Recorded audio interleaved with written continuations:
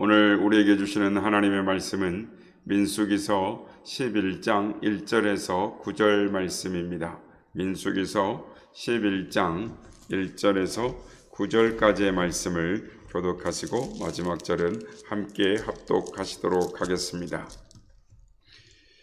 여호와께서 들으시기에 백성이 악한 말로 원망하며 여호와께서 들으시고 진노하사 여호와의 불을 그들 중에 붙여서 진영 끝을 사르게 하시매 백성이 모세에게 부르짖음으로 모세가 여호와께 기도하니 불이 꺼졌더라.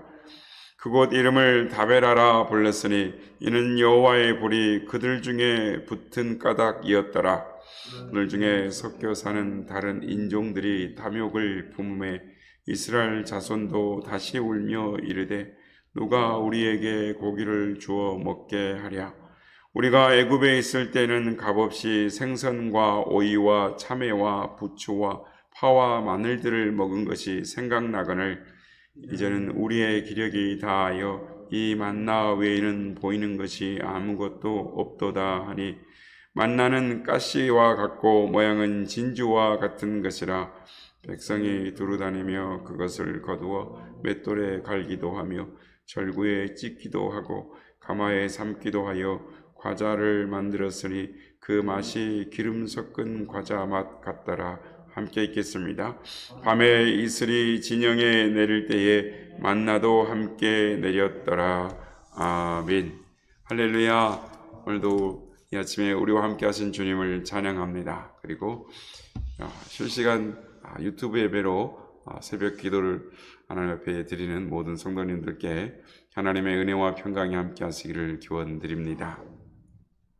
오늘 본문 말씀에는 하나님께서 이스라엘 백성들을 애굽의 종살이로부터 해방시키시고 많은 이적과 기사로 그들을 인도에 가시던 중에 일어난 이 한 사건이 좀 기록되어 있습니다. 이스라엘 백성들은 광야를 지나면서 날마다 순간마다 하나님의 임재하심과 이 특별한 은혜를 받으면서 이렇게 광야를 지나가고 있었습니다. 그런데 그 은혜가 계속 지속되자 이스라엘 백성들은 마음이 무디어지고 그 은혜의 감사와 고마움을 잊어버렸습니다. 그리고 그들은 결국 하나님을 원망하기 시작했습니다. 이에 대해 하나님께서는 진노하시고 이 불로 심판하셨습니다. 그때 이스라엘 지도자였던 모세가 하나님께 중보의 기도를 드립니다. 하나님은 이 모세의 기도를 들으시고 이스라엘들을 용서해 주셨습니다. 오늘 우리는 이 사건을 보면서 왜 그들은 은총 속에 살면서도 하나님을 원망하게 되었는지, 그들은 은총 속에 살면서도 왜 감사가 식어버렸는지 살펴보아야 합니다. 동시에 이런 일이 우리에게도 일어날 수 있다라는 것을, 일어날 수 있는 일이라는 생각을 가져야 하는 것입니다. 그러면 왜 이스라엘 백성들의 마음속에 감사가 식어졌을까요? 우리의 마음 가운데 하나님의 은혜에 대한 이 감사와 감격이 식어가는 이유가 무엇일까요? 첫째, 우리의 마음 가운데 다른 것이 섞여 있기 때문입니다. 오늘 4절 말씀 보면 이스라엘 중에 섞여 사는 무리가 탐욕을 품음에 이스라엘 자손도 다시 울며 가로되 누가 우리에게 고기를 주어 먹게 할꼬 라고 그 원인을 기록을 하고 있습니다. 이스라엘 백성들이 출애굽을 할 때 인간관계나 결혼관계 혹은 사업관계 때문에 이스라엘 백성들을 따라 나온 잡족, 즉 다른 무리가 함께 있었습니다. 하지만 그들은 이스라엘 백성들이 가졌던 꿈, 즉 아브라함과 이삭과 야곱에게 하나님께서 약속해 주셨던 즉 희망의 땅, 약속의 땅에 대한 간절한 이 소망이 없었습니다. 따라서 그들은 현실적인 문제에 대해서 탐욕을 품고 불평하고 원망하며 감사하지 못했습니다. 그런데 이스라엘 백성들이 이들에게 영향을 받아서 하나님께 감사하지 못하고 그들에게 동화되어서 함께 불평하고 원망했다라는 것입니다. 여러분, 탐욕을 품으면 은혜가 보이지 않습니다. 하나님은 광야 생활 동안에 매일 만나를 주시고 반석에서 생수, 즉 샘물을 주셨습니다. 구름 기둥과 불 기둥으로 인도해 주시고 옷이 헤어지지 않고 또 발이 부러뜨지 않게 해 주셨습니다. 광야 생활 중에서 더 이상 얼마나 큰 은혜를 받을 수가 있겠습니까? 그럼에도 불구하고 그들은 탐욕을 품기 시작했습니다. 성도 여러분, 우리 마음에 하나님의 은혜에 대하여 감사가 식어진다면 그것은 분명히 우리 안에 섞여 있는 어떤 것들 때문인 것입니다. 여러분의 가정에 감사가 식어져 있다면 가족 구성원 속에 섞여 있는 그 무엇 때문일 것입니다. 이는 교회 공동체도 마찬가지인 것입니다. 이는 우리 안에 개체로 섞여 있을 수도 있고 우리 안에 다른 인격으로 섞여 있을 수도 있습니다. 주님을 향한 순수한 사랑과 열정과 사랑하는 마음 이외의 것들이 다른 것들이 섞여져 있으면 주님께 대한 감사가 식어지고 받은 은혜를 잊어버리게 되어 있게 쉬운 것입니다. 지금 우리에게 주신 은혜들을 세어보면 얼마나 귀하고 아름다운 것들이 많은가를 우리는 깨달을 수가 있습니다. 그럼에도 불구하고 우리에게 필요한 것 이상의 세속적인 욕구와 갈망 때문에 감사를 잃어버리고 산다면 그것은 분명히 섞여 있는 어떤 것 때문인 것입니다. 섞여 있는 것을 구별해내지 않으면 그것은 우리 성도들의 바른 영성을 오염시키고 하나님과의 순수하고 아름다운 사랑의 관계를 병들게 하는 것입니다.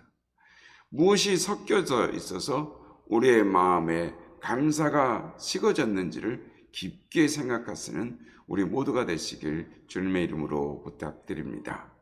둘째, 과거의 기억에 매여 있기 때문에 사랑이 식어지고 감사가 사라집니다. 오늘 보면 5절에 우리가 애굽에 있을 때는 값없이 생선과 외와 수박과 부추와 파와 마늘들을 먹은 것이 생각나거늘이라고 기록되어 있습니다. 바로 그것 때문에 감사가 식어졌다라는 것입니다. 그러나 애굽에 있었을 때가 그렇게 추억할 만한 아름다운 시절입니까? 아닙니다. 강제 노역에 시달리던 노예의 시절이었습니다. 아이를 낳으면 강제로 나일강에 버려야 했던 비통한 세월이었습니다. 그 고통 속에서 벗어나 얼마나 하나님 앞에 부르짖었습니까? 하나님께서 그 부르짖음을 들으시고 고통 속에서 건져 주셨음에도 불구하고 어찌 그 시절이 좋았다라고 말할 수가 있겠습니까? 여기에 나오는 생선과 외와 부추와 파와 마늘과 이런 모든 것들은 당시 애굽에 있어서 노예 계층들의 사람들도 이 제한 없이 먹을 수 있었던 아주 흔하고 값싼 물건들이었습니다. 그런데 하나님의 백성으로서 소망의 땅, 약속의 땅을 향해 가고 있으면서 어찌 그 노예 시절에 먹었던 하찮은 것들을 추억하고 그것이 좋았다라고 말할 수가 있었을까요? 하나님께서 필요한 모든 것들을 채워주셨음에도 불구하고 그들은 하나님의 은혜와 은총에 감사하기는커녕 오히려 과거의 종이 되었던 그 종된 노예되었던 생활을 그리워하고 있었다라는 것입니다. 이것은 오늘날 우리에게도 마찬가지가 됩니다. 예수님의 보혈로 구원받고 하나님의 자녀로 날마다 은혜 아래에 살면서 비록 좁은 길이지만 성령께서 동행하심을 힘입어서 하늘의 소망을 향해 나아가는 우리들이 아직도 이전의 죄악 속에 있던 세속 생활을 그리워하며 아직도 그 생활을 끊지 못하고 있지 않습니까? 하나님께서 영적인 힘과 축복을 주셨음에도 불구하고 하나님의 복음의 증거의 사명을 감당하고 하나님의 영광을 위해 살아야 하는 우리가 과거의 생활을 연연해야 하는 이유가 무엇입니까? 이런 것들이 하나님과의 관계를 멀어지게 하고 감사하는 마음이 식어지게 하는 것입니다. 첫째로 허락하신 은혜를 값없이 생각하기 때문입니다. 6절에서 이스라엘 백성들은 만나 외에는 아무것도 보이는 것이 없다라고 불평합니다. 그들이 만나를 처음 만났을 때, 처음 받았을 때 어떻게 했습니까? 애굽에서 가지고 나왔던 식량이 다 떨어진 후에 하나님께서 만나를 흡족히 내려주셨을 때 그것을 거두어 요리해 먹으면서 이스라엘 백성들은 만나다 만나라고 외쳤습니다. 우리나라 말하고 좀 비슷하죠. 야, 만나다 만나다. 이런 표현으로 만나는 이것이 무엇이냐라는 뜻입니다. 너무나 맛있고 너무나 귀해서 그 당시에 구할 수 없는 귀한 음식이었고 그 당시 맛을 내기 어려운 최고급의 음식을 먹으면서 야, 만나다라면서 이렇게 감탄하는 말이 만나였습니다. 하지만 그들은 지금 만나밖에 없다라고 불평을 합니다. 하나님께서 주신 엄청난 은총의 선물을 아무런 값없이 받았기 때문에 값없다라고 생각했기 때문에 감사가 식어지게 되었습니다. 성도 여러분, 혹시 우리의 마음에 죄되었던 나를 십자가의 보혈로 주의 은혜의 보혈로 우리를 구원해 주신 그 놀라운 은혜를 값없이 받았기 때문에 아무런 대가도 치르지 않고 받았기 때문에 혹시 이 주신 은혜를 소홀히 하는 마음이 있습니까?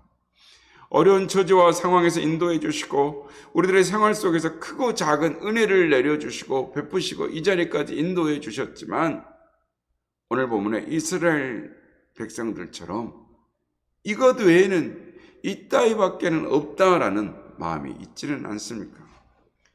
요한계시록에 나타난 에베소 교회는 믿음의 행함과 사랑의 수고와 뜨거운 열정이 있는 교회였습니다. 또한 거짓 선지자들을 잘 구별하여 믿음을 잘 지켰습니다. 그럼에도 불구하고 주님은 그들에게 처음 사랑이 식어져 버렸음을 지적하셨습니다. 처음 사랑을 회복하지 않으면 촛대를 옮겨버리겠다라고까지 말씀하셨습니다. 결국 에베소 교회는 처음 사랑을 회복하지 못하고 역사 속으로 사라져 버렸습니다. 사랑하는 여러분, 하나님에 대한 사랑이 식어지면 그 감격도 식어지게 마련인 것입니다. 여러분, 처음 예수님을 만나고 처음 은혜를 받았던 그 뜨거운 사랑을 기억해 보십시오. 그 사랑이 회복되기를 주님은 원하시는 것입니다. 이 가을에 주님께 대한 감사가 더욱더 풍성해지기를 원합니다. 우리 교회가 1년 전에 이 땅에 수많은 교회가 있지만 주님의 마음을 기쁘시게 하며 시원케 해드리기 위하여 교회를 세우고 시작하였습니다. 선한 사마리아와 같이 하나님을 사랑하고 이웃을 사랑함으로 하나님 사랑으로 선한 영향력을 끼쳐서 하나님께 영광을 돌리는 그러한 교회를 세우기 위하여 출발하였습니다. 그리고 지난 주간이 창립 1주년이었습니다. 그렇습니다. 주님께서 우리에게 주신 사명과 비전을 이루기 위해서는 주님께 대한 뜨거운 사랑과 헌신을 통해 이웃과 함께 십자가로 나아가야 하는 것입니다. 이를 위해서 우리 가운데 섞여 있는 불순물을 제거해야 합니다. 행여라도 구원받기 전, 은혜 받기 전에 과거에 연연해서는 안 됩니다. 교회를 시작하기 전에 과거의 신앙생활에 연연해서는 안 되는 것입니다.